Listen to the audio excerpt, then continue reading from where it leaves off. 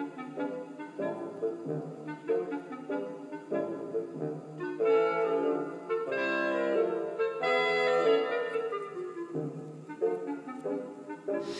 we're back, and boy, that was excellent. We loved that one. I just hadn't seen that one in a long time, so that was very, very good.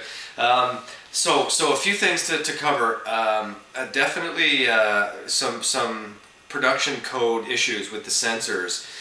In the book, he actually does shoot her. He just shoots her. She's getting him angry. She's telling him, "I'm having this child, and you're going to have to pretend you're the father." And she knew she was dying, and she wanted him to kill her, and so he shoots her.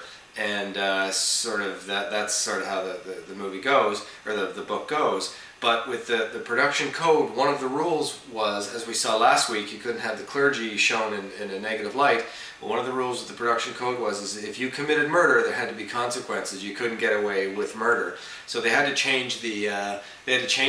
And how frustrating must that have been for everyone involved, particularly David O. Selznick, who fought the production code people like crazy. He's the one who had Rhett Butler say the word "damn" at towards the end of Gone with the Wind. And the answer was no, that he couldn't say that, and he put it in anyways, and they fined him and released the movie. But yeah, I guess that was just not an option, that they really had to make it so that it was an accident. So there you go. Wow, there's two things that we really loved about this. Mrs. Danvers just, floating into, there she's not in the room, and then suddenly she's in the room. That happened again and again, and that was very deliberate by Alfred Hitchcock. He wanted us to never know when she was going to be there, and part of the frighteningness of Mrs. Danvers was Joan Fontaine's character never knew where she was going to be, and that was just fantastic. If you happen to watch this one again, watch that she just really just floats, and you never see her walking towards you, or she's not in the room, and then suddenly she's in the room. That was excellent. And the other thing is the music in this film was just excellent. I kept noticing it again and again.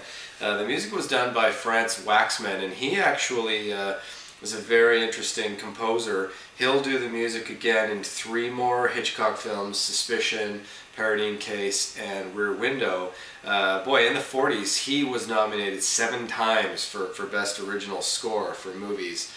Pretty cool guy, and I just loved it. As far as trying to get that ambience, that mood, the music was just, forget about it. It was so good. The other thing was, speaking of the mood and the ambiance, Hitchcock insisted that this movie be filmed in black and white to capture that sort of gothicness, that this ghost story-ness of the book, and boy, did they capture it. It would have been real interesting to see Hitchcock's take on this. This is the first movie in a long time that is almost completely devoid of humor.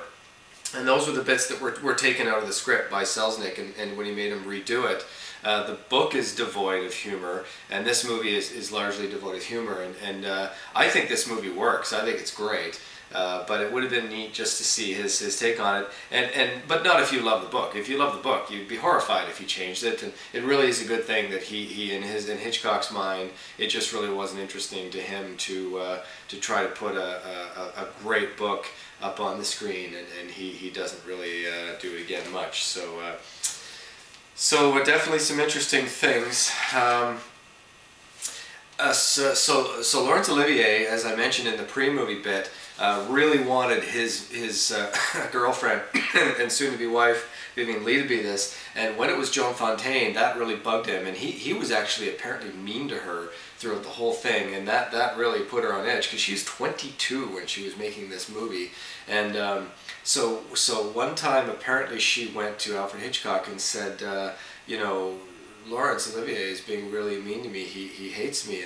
And Hitchcock said to her, "Actually, my dear, everyone hates you." And he did that on purpose because he wanted her to be on edge. He wanted her to feel this way, like nobody liked her, because he was trying to get this really great performance from her, and he really, really did. I mean, the movie really works. She's fantastic. She gets this Oscar nomination. But then he realized that it was in her to do a performance like this. When she plays in a few movies from now, Suspicion with Cary Grant, he left her alone because he knew she could do it, and she's fantastic in that movie too. So, but just imagine this poor 22-year-old girl walking around during this whole time thinking everybody hated her. So interesting.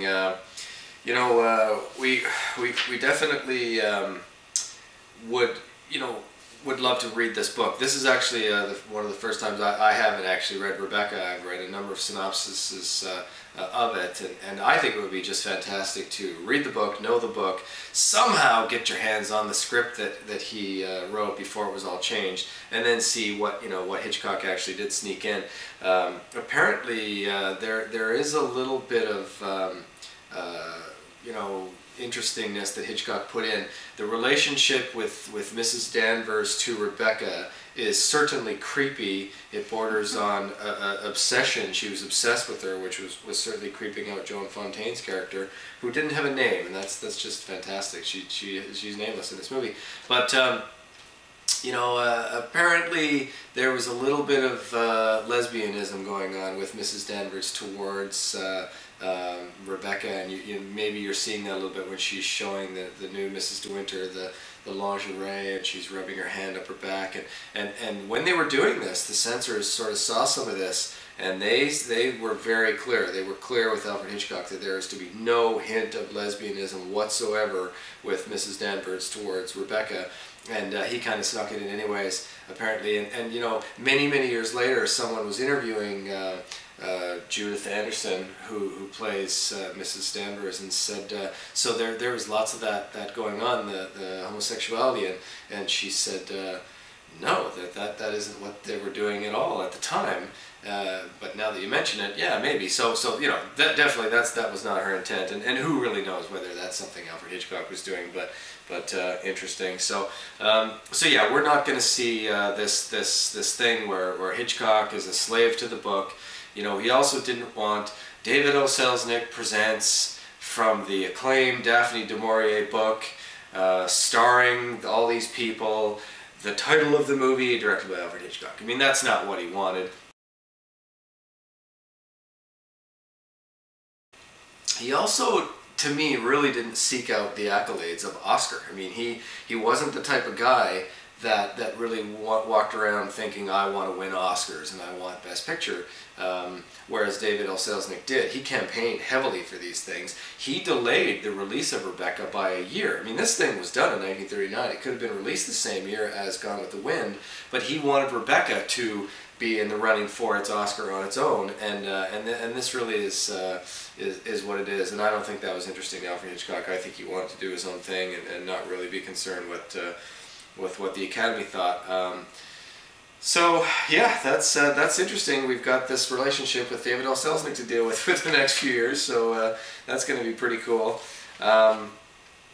You know, we definitely found Laurence Olivier to be you know, kind of very condescending and very patronizing towards Joan Fontaine, and I wonder how much of that was acting and how much of that was because he just really hated that it was Joan Fontaine and not his girlfriend Vivien Leigh. But interesting too that this being, you know, everybody's always talks about this as the first American movie, the first Hollywood movie, the first, you know, he's not making British movies anymore, he's making movies in America. So he makes this, he's a British director, he uses British actors based on a British novel set in Britain. So, you know, how American is this movie? Not very much. So interesting. So good. Boy, if you weren't really paying attention for the cameo, you could sure miss it. You might have to put the DVD back on or rewind YouTube or however you're watching Rebecca. We're watching the Premiere Collection, which has a bunch of extras on it, including the making of Rebecca, which is very interesting. But so if you're watching that version, and again, that's the MGM Premiere Collection, the cameo happens at exactly 2 hours, 6 minutes, and 49 seconds. It's right after evil George Sanders makes that phone call to warn Mrs. Danvers that they're coming back and it was cancer and she did kill herself and all that stuff. And it's very quick.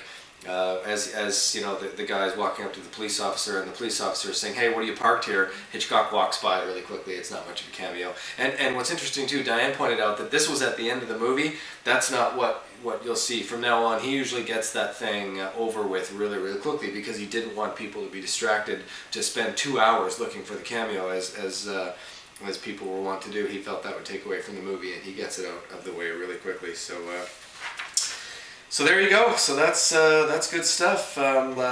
we'll look forward to more great movies. Next week we're going to do another movie from 1940, so we'll talk more about the movies that were really good from 1940, movies to look for. We don't have to tell you what was Best Picture in 1940 because it was Rebecca, but next week's movie called Foreign Correspondent, also released in 1940, also nominated for Best Picture, so certainly something to look forward to. So there you go. We'll look forward to next week, and please leave a comment. We love the people who are leaving comments, and we'd love it if you're watching this.